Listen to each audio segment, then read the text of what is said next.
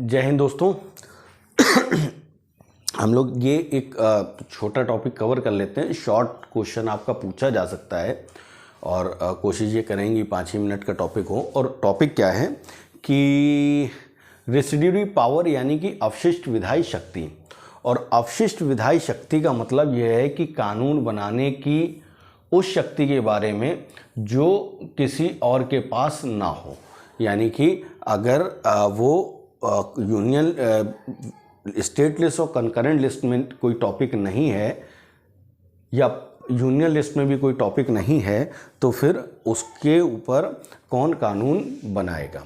ठीक है, पहले समझ लेते हैं कि थोड़ा समझाना ज़रूरी है और बगैर कॉन्सेप्ट समझे चीज़ें समझ नहीं आती, ऐसा मेरा मानना है। और अगर कॉन्सेप्ट समझ आता है तो फिर चाहे जितनी कठिन चीज़ हो आसानी से समझ में आ सकती है। अब देखिए हमारे यहाँ क्या है, कॉन्स्टिट्यूशन फेडरल है। तो फेडरल कॉन्स्टिट्यूशन दिया गया है और फेडरल कॉन्स्टिट्यूशन की एक विशेषता ये होती है कि उसमें डिस्ट्रीब्यूशन ऑफ पावर होता है। और डिस्ट्रीब्यूशन ऑफ पावर का मतलब होता है शक्तियों का वितरण, शक्तियों का वितरण।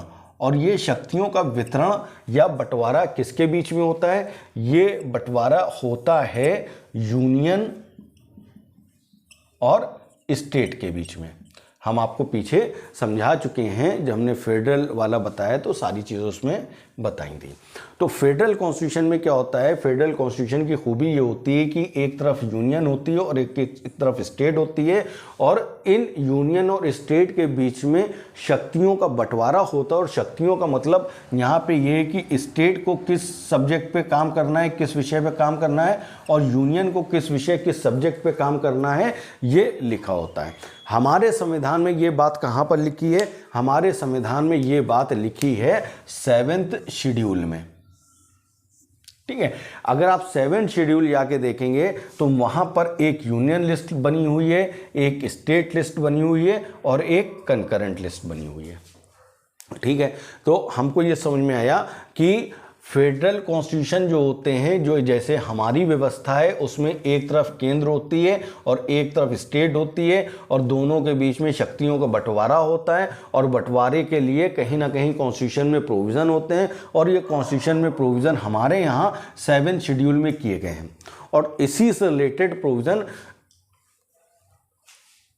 ये भी किया गया है कि अब जब आप देखेंगे 245 और 246 अनुच्छेद 245 और 246 में ये बताया गया है कि कौन किस विषय पर कानून बनाएगा। ठीक है, पार्लियामेंट यूनियन लिस्ट पे और कंकरेंट लिस्ट पे कानून बना सकती है और स्टेट वाला जो है स्टेट लेजिस्लेचर स्टेट लिस्ट और कंकरेंट लिस्ट पे कानून बना सकता है। कंकरेंट लिस्ट का मतलब ये होता है जिस पर पार्लियामेंट और स्टेट दोनों ही कानून बना सकते हैं। यूनियन लिस्ट का मतलब ये होता है कि जिस पर केवल और केवल यूनियन यानी कि पार्लियामेंट कानून बनाएगी। स्टेट लिस्ट का मतलब ये है कि स्टेट लिस्ट पे केवल स्टेट का लेजिस्लेचर यानी कि राज्य की विधानसभा कानून बनाएगी। और इसी बात से निकलते हुए 3 प्रिंसिपल अभी हम आपको बताएंगे। एक पिथ एंड सब्सटेंस का है, ये 246 रिलेटेड है, और कलरेबल लेजिस्लेशन का है, जिसको पिथ एंड सब्सटेंस को सारे तत्व का सिद्धांत कहेंगे और इसको छद्म विधायन का सिद्धांत कहेंगे वहाँ से। और अगर आपने पढ़ा हो और नहीं पढ़ा हो तो हम बताएंगे ज़रूर। ये एक टेरिटोरियल नेक्सस का सिद्धांत होता है जो 245 से निकलता है, इसको क्षेत्रीय संबंध का सिद्धांत कहते हैं। अभी इस टॉपिक को यहीं पे रोक लेते हैं, लेकिन अब आते हैं, आपको ये समझ में आ गया कि 3 लिस्ट हैं, 3 पे अलग अलग लोगों को अलग अलग कानून बनने हैं। यानी कि पार्लियामेंट भी कानून बनाती है और करंट स्टेट लेजिस्लेचर भी कानून बनाता है।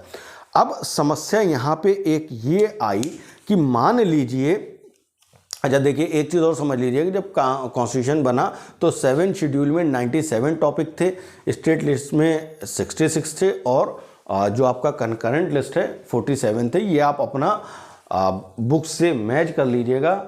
मेरे फिगर वाले उस पर डेटा पे यकीन ना करिए, अपनी बुक पे अपनी बैरक पे भरोसा करिए। और आज की तारीख में मेरे उसमें जो है ये इसमें से कुछ घटाए गए, कुछ जोड़े गए और इस तरह से करते हुए 98 है। और इसी तरह से इसमें से भी कुछ घटाए गए, कुछ जोड़े गए और इस तरह से करते हुए 59 बचे हैं। और ये जो कंकरेंट लिस्ट वाला है इसमें 47 से अब ये 52 हो गए। ठीक है, चलिए देख लीजिएगा, लेकिन अपने उससे, क्योंकि ये क्वेश्चन जो है पीसीएस वगैरह में ऐसे पूछ लिए जाते हैं, हो सकता हम गलत भी हों। खैर, तो आगे अब अगर कोई टॉपिक जो इन लिस्ट में नहीं है उस पर कानून बनाने की पावर किसके पास है, तो उसके लिए कानून बनाने की पावर आर्टिकल 248 के अंतर्गत, जिसको रेसिड्यूरी पावर कहते हैं, अवशिष्ट विधायी शक्ति कहते हैं, इसके तहत ये पावर पार्लियामेंट को दी गई है। ठीक है, तो इसका मतलब ये हुआ कि ये जो आपके अगर कोई ऐसा टॉपिक जो इन तीनों लिस्ट में नहीं है वो किसको दिए गए हैं। अगर कोई टॉपिक जो तीनों लिस्ट से कवर नहीं होता तो वो टॉपिक पर कानून बनाने की पावर पार्लियामेंट को दी गई है। और इस बचे हुए, और बचे हुए का मतलब अवशिष्ट, बचे हुए विषय पर कानून बनाए जाने की पावर पार्लियामेंट को देना ही पार्लियामेंट की रेसिड्यूरी पावर या अवशिष्ट विधायी शक्ति कहलाता है। अब यहाँ पे एक पॉइंट वैसे नोट कर लीजिए, चाहे छोड़ दीजिए। होता क्या है कि ये जब हम फेडरल स्ट्रक्चर बात करते हैं तो फेडरल स्ट्रक्चर में ज़्यादातर देशों में ये पावर स्टेट को दी जाती है। जैसे अपने यहाँ पार्लियामेंट को दी गई है वो स्टेट को दी जाती है। और जैसे यूएसए जैसा देश जो है उसमें भी ये पावर किसके पास है, स्टेट के पास है। ठीक है, तो हमारा ये टॉपिक आसानी से कवर हो गया। और आप पढ़ रहे हैं तो इतना कॉन्सेप्ट क्लियर होने के बाद जिससे भी पढ़ेंगे आपको समझ आ ही जाएगा।